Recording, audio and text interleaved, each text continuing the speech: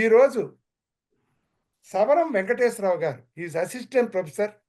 ఆయన గురించి మనకి లక్ష్మీకాంత్ గారు ప్రెజెంట్ చేస్తారు. ఓవర్ టు లక్ష్మీకాంత్ గారు. నమస్కారం మాస్టారు. చాలా సంతోషం దొర్రాజు గారికి, మాస్టర్కి, ఉన్న పెద్దలందరికీ, ముఖ్యంగా ఈనాటి ముఖ్య అతిథి ప్రొఫెసర్ సవరం వెంకటేశ్వరరావు గారికి అందరికీ నమస్కారాలు తెలియజేసుకుంటూ, హాజరైనటువంటి విద్యార్థులకి, ఉన్నటువంటి తల్లిదండ్రులకి అందరికీ కూడా ఆహ్వానం పలుకుతూ, ఈరోజు మీరు ఒక గొప్ప ప్రసంగాన్ని అందుకోబోతున్నారు అని ఎందుకన్నారంటే, ఇది వినడం వరకే కాదు, దీని నుంచి వచ్చేటువంటి మాధుర్యం, దీనిలోంచి వచ్చేటువంటి సౌందర్యం, సందేశం, ఈ వాగ్ధాటి, మోటివేషన్, ఉత్తేజం అన్నీ కూడా మీరు పొందబోతున్నారనమాట. అందుకని ఇది మీరు అందరూ కూడా తప్పకుండా చాలా అటెన్షన్తో విని ఇందులోని మంచి పాయింట్స్ని, ప్రొఫెసర్ వెంకటేశ్వరరావు గారు చెప్పేటువంటి మంచి పాయింట్స్ని తప్పకుండా నోట్ చేసుకోండి.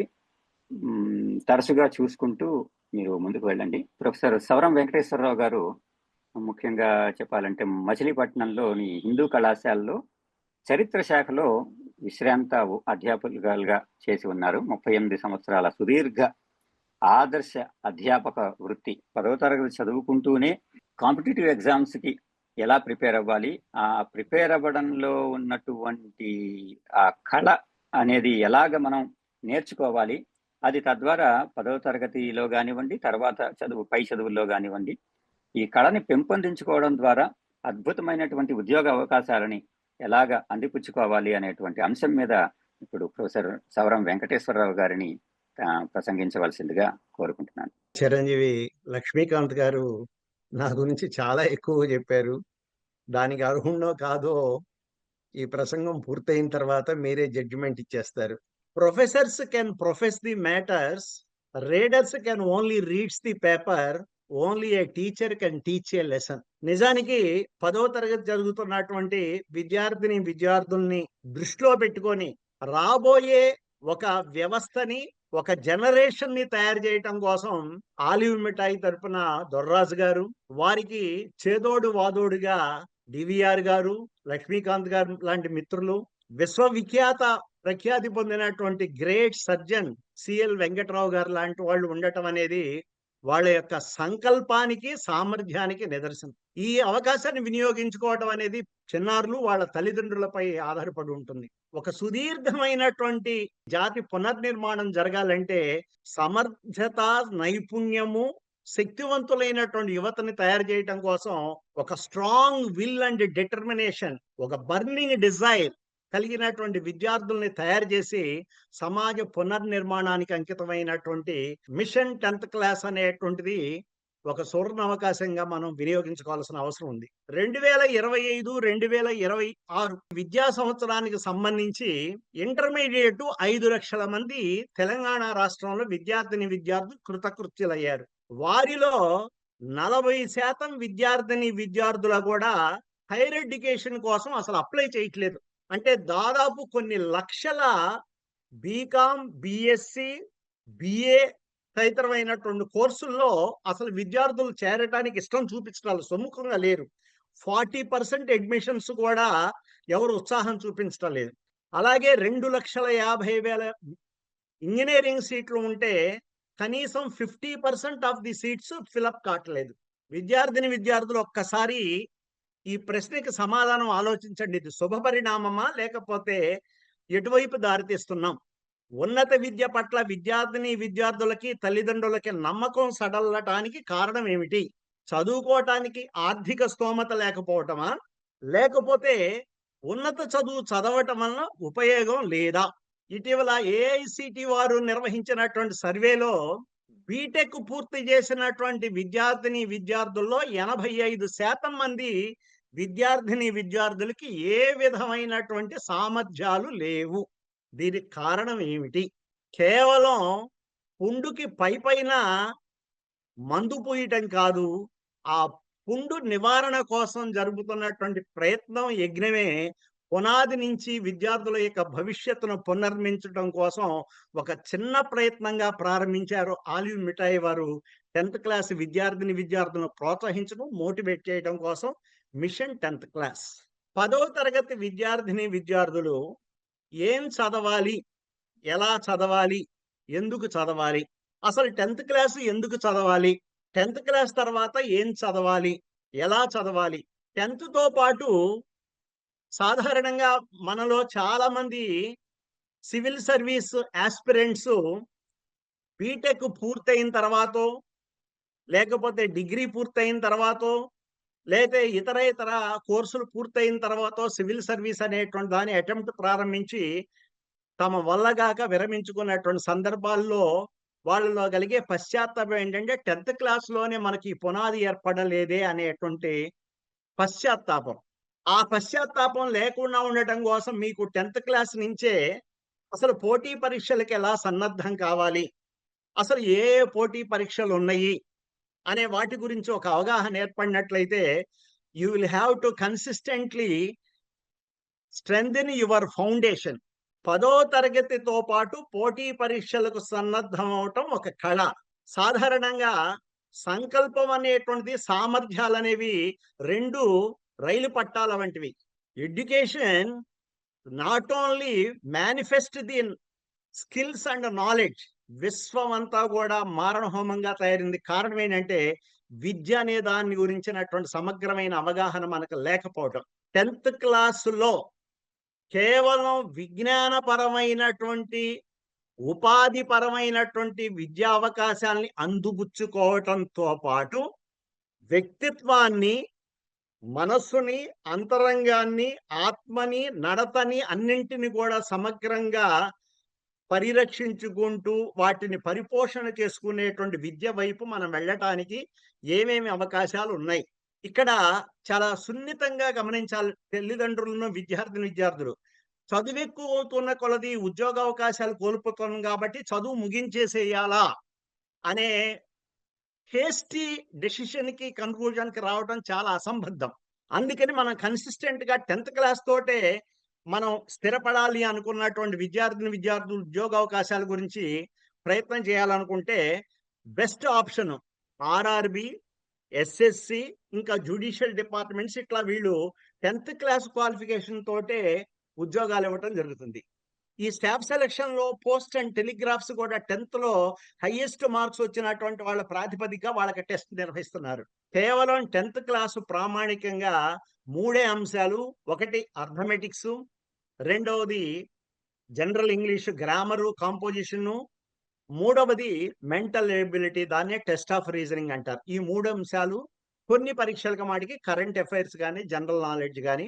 ఇప్పుడు జనరల్ నాలెడ్జ్ అనేది లేదు, జనరల్ అవేర్నెస్, వీటిపై పరీక్ష ఉంటాయి. ఇది నిజానికి 10th క్లాసు చదివే వాళ్ళల్లో సిబిఎస్ఈ సిలబస్ తీసుకున్నటువంటి వాళ్ళకి ఎక్కువగా ఉపయోగకరంగా ఉండేటువంటి అవకాశం. కారణం ఏంటంటే central board of secondary education వాళ్ళు నిర్వహించేటువంటి పోటీ పరీక్షలు అన్నీ కూడా ఎన్సిఆర్టి పుస్తకాలకు అనుగుణంగా ఉన్నటువంటి మాధ్యమే. దాని గుణంగానే మన రాష్ట్ర ప్రభుత్వాలు కూడా తమ కరిక్యులం అనేటువంటి దాన్ని కొంతవరకు సవరించుకొని సిబిఎస్ఈకి దగ్గరగా ఉండేటువంటి సిలబస్ని ఫ్రేమ్వర్క్ చేస్తున్నాయి. 10th క్లాస్ చదివేటువంటి విద్యార్థులు విజయానికి ఒకే ఒక్క మెట్టు ఏమిటంటే స్పష్టత అనేటువంటిది. ఉద్యోగ ప్రపంచంలో ప్రవేశించడానికి కావలసినటువంటి ఉద్యోగ పరీక్షలు ఏంటి, ఆ పరీక్షలకు ఎలా సన్నద్ధం కావాలంటే నెంబర్ 1 క్లారిటీ ఆఫ్ థాట్ ఉండాలన్నాం. పరాజితుల యొక్క అనుభవాల్ని స్వీకరించమన్నాం.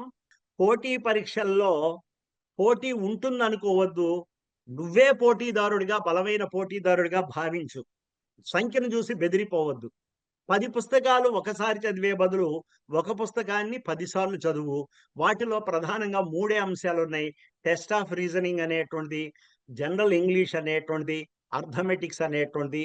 కొన్నిటిలో కరెంట్ అఫైర్స్, జనరల్ అవేర్నెస్ ఉంటుంటుంది. వీటికి ప్రామాణికంగా సెంట్రల్ బేస్డ్ సిబిఎస్ఈ సిలబస్ కు అనుగుణమైనటువంటి ఎన్సిఆర్టి బుక్స్ అనేటువంటి చదవటం అనేది ముఖ్యమైనది. ఇక 10th తర్వాత కేవలం ఉద్యోగానికే పరిమితం కాకుండా ఇతర పోటీ పరీక్షలు, ఇంటర్మీడియట్ అనంతరం పోటీ పరీక్షలు. బేసిక్ క్వాలిఫికేషన్ అంటే బీటెక్, అక్కడి నుంచి స్విచ్ ఓవర్ అవుతున్నాం అనేటువంటి భావన మనకున్నది. నిజానికి గత 20 సంవత్సరాల్లో విద్యార్థుల యొక్క యాప్టిట్యూడ్కి అనుగుణంగా, తల్లిదండ్రుల యొక్క ఆర్థిక పరిస్థితులకు అనుగుణంగా అనేక అవకాశాలు, అనేక కోర్సెస్ అనేటువంటివి రావటం జరుగుతుంది. నిజానికి పోటీ పరీక్షల్లో విజేత కావాలంటే ఒక కాన్సెప్ట్ పైన సమగ్రమైన అవగాహన ఏర్పరచుకుంటే గాని ఏ ప్రశ్నకైనా సమాధానం చెప్పడానికి అవకాశం ఉండదు. కష్టపడి చదవటం, ఇష్టపడి చదవటం అన్నది కాదు, ఒక సంకల్పంతో చదవటం అనేది అవసరం.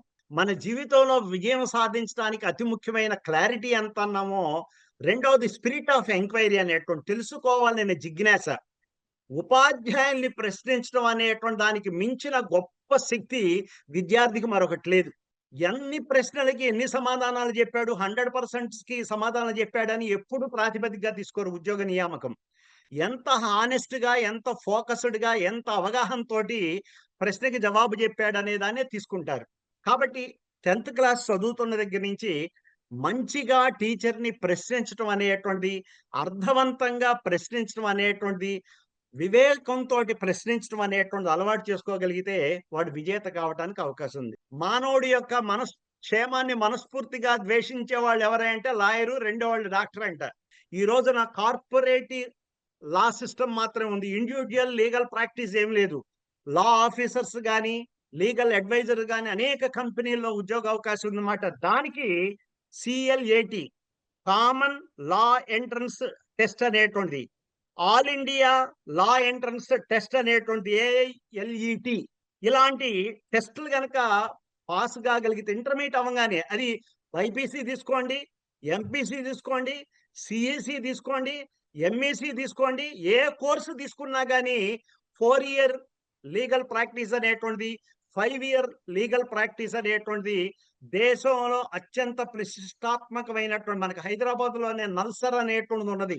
ఇక్కడి నుంచి లా పూర్తి చేస్తే నిరుద్యోగిగా ఉన్నటువంటి లీగల్ ప్రాక్టీషనర్ అనేటువంటి వాడు ఈ దేశంలో అసలు లేరు. చివరికి ఏ రకమైన లీగల్ ప్రాక్టీస్ చేయటం చేత కాకపోయినా మ్యానిపులేటింగ్, వాళ్ళ మధ్యవర్తిత్వం కుదిర్చేటువంటి, మీడియేటైజేషన్ కనిపేటువంటి లాయర్లకు ఇంకా ప్రొఫెషన్ ఉంది. నేను విజయవాడలో 23 సంవత్సరాల పాటు కాలేజీల్లో ఉపాధ్యాయుడిగా పనిచేసినప్పుడు, నేను పరీక్షకి ఇన్విజిలేటర్గా వెళ్తున్నానంటే కొంతమంది స్టూడెంట్స్ ఎగ్జామినేషన్ హాల్లోకి వచ్చేవాళ్ళు కాదు, డ్రాప్ అయిపోయేవాళ్ళు. పరీక్ష పత్రాలు, ఆన్సర్ షీట్స్ నేను తీసుకొని ప్రిన్సిపల్ రూమ్ నుంచి ఏ రూమ్కి వస్తానో చూస్తూ, ఆ రూమ్ వాళ్ళు ఇవాళ అయిపోయిందిరా మన పని అని వాళ్ళు డ్రాప్ అయ్యేవాళ్ళు. అలా డ్రాప్ అవుట్ అయినటువంటి వాళ్ళు బీకామ్, BSc చేసినటువంటి వాళ్ళలో ఎక్కువ మంది లా పూర్తి చేసి వాళ్ళు విజయవాడ సెషన్స్ కోర్టు, డిస్ట్రిక్ట్ బోర్డులో ఒక 150 మంది కోట్లు సంపాదించారన్నమాట. ఏమిటంటే ఇన్సూరెన్స్, అపిలేట్ అథారిటీ సలహాదారులుగా ఉండి మీడియేటైజేషన్ జరిపి, వాళ్ళందరూ కూడా మేస్టారు మీ దయ వల్ల మేము లీగల్ ప్రొఫెషన్లోకి వచ్చాం, మిగతా దేంట్లోకి రాకుండా అని వాళ్ళు చాలా ఆప్యాయతగా పలకరిస్తారు ఇప్పటికీ. సో 150 మంది లిటరల్గా ఒక విజయవాడ సెషన్స్ కోర్టులోనే, those who are dropouts in degree, afterwards they completed compartmentally and choose legal profession. So ఈ రోజున లీగల్ ప్రొఫెషన్ అనేటువంటి చాలా చాలా డిమాండింగ్ ఉన్నటువంటి profession. They can mint the money. IT సెక్టర్లో ఉన్నటువంటి వాడికి ఏ రోజున రెడ్ స్లిప్ ఇచ్చి పంపిస్తాడో తెలియదు. నేషనల్ ఇన్స్టిట్యూట్ ఆఫ్ డిజైన్, ఆ national institution of design entrance రాసినటువంటి వాళ్ళల్లో దాదాపు జాతీయ స్థాయిలో ఎగ్జామినేషన్ జరిగితే ఒక 60 సీట్లు ఉంటాయి. ఆ 60 సీట్లలో 59 మంది దేశంలోని పలు మెట్రోపాలిటన్ సిటీస్ నుంచి వచ్చినటువంటి విద్యార్థులు ఉంటారు. ఒకళ్ళిద్దరు మన ఆంధ్ర పిల్లలు ఉంటారు అన్నమాట. వాళ్ళు when they choose into the cinematography or designing or fashion technology, వీటిలోకి వెళితే దే ఆర్ మింటింగ్ మనీ. ఇక పోస్ట్ గ్రాడ్యుయేషన్ బీటెక్ అయిన తర్వాత చేయాలనుకున్నటువంటి వాళ్ళు GMAT, తర్వాత గేట్ అనేటువంటి ఉన్నాయి. 144 దేశాల్లో ఉన్నత విద్య, ఎడ్యుకేషన్ ఇన్ ఇంజనీరింగ్ చేయాలనుకుంటే స్కాలస్టిక్ యాప్టిట్యూడ్ టెస్ట్ అనేటువంటిది, SAT, SAT అనేటువంటి ఎగ్జామినేషన్ పాస్ ఇది. వీటన్నింటికి కావలసిన అర్హత ఏమిటయ్యా అంటే clarity of thought and mind, రెండవది స్పిరిట్ ఆఫ్ ఎంక్వైరీ. తెలుసుకోవాలనేటువంటి జిజ్ఞాస మాత్రమే. ఈ రెండిటిని 2 కళ్ళుగా, 2 చెవులుగా భావించి, 2 రైలు పట్టాలుగా భావించి సక్రమంగా ప్రయాణం చేయగలిగితే విజేతలు విద్యార్థులే. నిజంగా ఇలాంటి డిఫరెంట్ కోర్సెస్ పట్ల అవగాహనతోటి వాళ్ళ తల్లిదండ్రులు ఆలోచించి ఫోకస్డ్‌గా తమ పిల్లల్ని ఇంజినీరింగ్‌కి ప్రత్యామ్నాయంగా అనేకం ఉన్నాయి అనే భావనతోటి పిల్లల్ని తీర్చిదిద్దడం కోసం ఒక స్పష్టత, ఒక మార్గనిర్దేశం అయినటువంటి ప్రశ్నించే గుణం అలవాటు చేస్తే విజేతలు వారే అవుతారని భావిస్తూ నేను ముగిస్తున్నాను. ధన్యవాదాలు. థ్యాంక్ యూ వెంకటేశ్వరరావు గారు. సిబిఎస్ఈ పుస్తకాలు 2-3 సంవత్సరాల వెనకాల వేరు. ప్రస్తుతం 29 రాష్ట్రాల్లోనూ కూడా రాష్ట్రాల్లో పుస్తకాలు అట్టలు వేరు కానీ కంటెంట్ సిబిఎస్ఈదే. అందుమూలాన మీరు ఎవ్వరూ కూడా నా బిడ్డ సిబిఎస్ఈ కాదని భయపడద్దు. అట్టలు మాత్రమే వేరు, కంటెంట్ సేమ్. సిబిఎస్ఈ 8థ్లో ఉన్నది స్టేట్ 9థ్లో ఉండొచ్చు, సిబిఎస్ఈ 9థ్లో ఉన్నది స్టేట్ 8థ్లో ఉండొచ్చు. అంతే తప్ప ఆ కరికులంలో తేడా లేదు. దానికి మీరు ఏ విధమైన ఆందోళన చెందద్దు. ఇప్పుడు హృదయపూర్వకంగా మాస్టర్కి ధన్యవాదాలు తెలియచేస్తూ, ప్రశ్నలు అడగమని మాస్టర్ సిద్ధంగా ఉన్నారని, మీ ప్రశ్నలకి చాట్ బాక్స్లో కానీ హ్యాండ్ రైజ్ కానీ అన్మ్యూట్ చేసుకుని అడిగితే మీరు అడిగిన ప్రశ్నలు ఈరోజు విషయానికి సంబంధించిన వాటికి మాస్టర్ ఆన్సర్ చెప్తారు. మనం ఎందుకు చదవాలి? ప్రశ్నించటం కోసం. దయచేసి మీ ప్రశ్నలు అడగమని మనస్ఫూర్తిగా విన్నవించుకుంటున్నాం. చిరంజీవులు ఒకళ్ళిద్దరు ఏఐ కోర్సు వేస్టా సార్ అని అన్నారు. నాన్న, ఏఐ అనేటువంటిది వేస్ట్ అనలేదు నాన్న. అసలు చదువుకు సంబంధించిన ఏది కూడా వేస్ట్ కాదు. ఏదన్నా వేస్ట్ కానీ ఏది కానీ పనికిరాదన్నామంటే అంతకు మించిన మన వేస్ట్ మైండ్ ఇంకోటి ఉండదన్నమాట. సో ఈ రోజున ప్రపంచమంతా ఏఐ చుట్టూనే ఉన్నది. ఏఐని కాదనడానికి ఏ పరిస్థితిలో కూడా అవకాశం లేదు. వాటితో పాటు ఇతర ప్రత్యామ్నాయాలు మనకున్నటువంటి యాప్టిట్యూడ్, మనకున్నటువంటి లిమిటేషన్స్, మనకున్నటువంటి సామర్థ్యాలకు అనుగుణంగా ఎంపిక చేసుకోమని మాత్రమే నేను చెప్పాను నాన్న. సౌజన్య గారు, what are career options after MPC? Career opportunities అంటే వీ అజ్యూమ్ దట్ ఎంప్లాయమెంటబిలిటీ అని మనం అనుకోవచ్చు. ఆ ఎంప్లాయబిలిటీకి సంబంధించి మనకు ఇంటర్మీడియట్ ఎంపీసీ తర్వాత ఇండియన్ ఆర్మీ వాళ్ళు ఎంపీసీ ప్రధానంగా తీసుకున్నటువంటి ఎన్డీఏ నేషనల్ డిఫెన్స్ అకాడమీలో డిగ్రీ కోర్సుతో పాటు ఎంప్లాయబిలిటీ అవకాశం కూడా కల్పిస్తున్నమాట. వాళ్ళు కంపల్సరీగా ఎన్డీఏలో ఖచ్చితంగా ఎంపీసీ గ్రూప్ మాత్రమే దే ఆప్ట్. అలాగే ఇంటర్మీడియట్ క్వాలిఫికేషన్ తోటి ఆర్ఆర్బి, ఎస్ఎస్సి ఇందాక మీకు చెప్పినట్లుగా, అట్లాగే ఫారెస్ట్ సర్వీస్ సంబంధించిన రిక్రూట్మెంట్ అంటే స్టేట్ ఫారెస్ట్ సర్వీసెస్ వాటికి సంబంధించి ఎంపీసీ గ్రూప్ కలిగినటువంటి వాళ్ళని, బైపీసీ గ్రూప్ కలిపిన వాళ్ళని వాళ్ళు తీసుకుంటున్నారు. అలాగే హోటల్ మేనేజ్మెంట్ కి సంబంధించి కూడా ఇంటర్మీడియట్ పూర్తయిన తర్వాత బీబీఏనో లేదా ఎంబీఏనో హోటల్ మేనేజ్మెంట్ కాకుండా సరాసరి ఇంటర్మీడియట్ ఎంపీసీ పూర్తి చేసినటువంటి వాళ్ళని రకరకాలైనటువంటి పోస్టుల్లో తీసుకుంటున్నారన్నమాట. కాబట్టి ఎంపీసీ తర్వాత అనేక రకాలైనటువంటి జాబ్ ఎవెన్యూస్ స్టేట్ సర్వీస్ లో కానీ సెంట్రల్ సర్వీస్ లో కానీ అవకాశాలు ఉన్నాయి. ప్రత్యేకంగా RRB, SSC and state forest services. Dorraju గారిని వందన సమర్పణ చేయమని కోరుకుంటున్నాం. ఓవర్ టు దొర్రాజు గారు.